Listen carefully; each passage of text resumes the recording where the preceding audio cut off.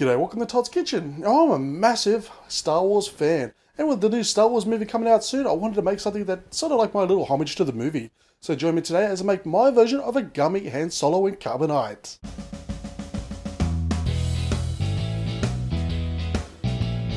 Now we need to start this off by making our Gummy Mixture. So into a bowl, I'm going to place in, for this particular mold, it's just over 4 cups of water. And so we can get our Gummy Mixture, we need to use some gelatine. And to get the gummy consistency, we want to use 2 tablespoons per cup. So I'm going to use 8 tablespoons for this particular recipe. And just simply let that sit there for about 10 minutes just to give it a chance for all that gelatine to soften up. Because in that time it's just going to soak in all the water. Okay, so it's had a chance to soften up now. So now we're going to add in some flavouring. Now you can choose any flavour that you like, preferably a clear one. Personally, I'm going to go with some peppermint essence. Now this is pretty strong. I'm only going to put in about a teaspoon's worth. And give it a good whisk to combine. If you find that your gelatine has come up a bit lumpy, as it is here, it's soaked up all the water, but it's still slightly lumpy. It's not as smooth as I'd like it. I'm just going to place it into the microwave for about a minute or two, and that'll just help liquefy the rest of the gelatine. Now while it's in the microwave, I'm going to use 2 different types of silvers here. So the first one's a dark metallic silver, because carbonate does sort of look metallic, you know, looking like silverish. And a lot of this one's going to settle to the bottom, so I'm also going to add some regular silver. And that'll just help make the whole thing more uniform in colour. So I've done it just with the one, it didn't turn out as well, did it with just the other. Still didn't turn out as well, but when I experimented, because no one's ever done this before, just by using both of them, it turned out so much better. So these are the 2 colours I recommend the most. So I had it in the microwave for about a minute and a half to 2 minutes. And as you can see, it is a nice liquid and it's no longer lumpy. So all we have to do now is place in our colours. So I'm going to start with a metallic, and our silver.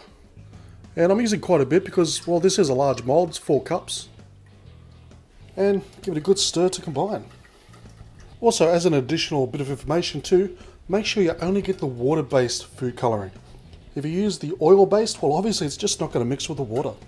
And now we're going to use our Han Solo in Carbonate mould. Now I was able to pick this up at my local comic book shop, but I've also searched online, so they're actually pretty easy to make. Indentation here of Han Solo. And as you can see, it's all nicely supported with the extra ridges.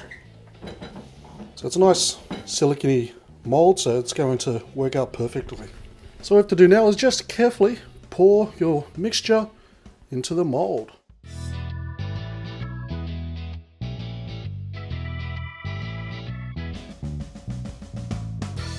Okay, so once done, we're going to place this into the fridge for, say, a good 4 to 5 hours to completely set.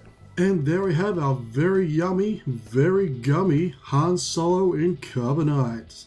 Now this is an absolute must for any Star Wars fan.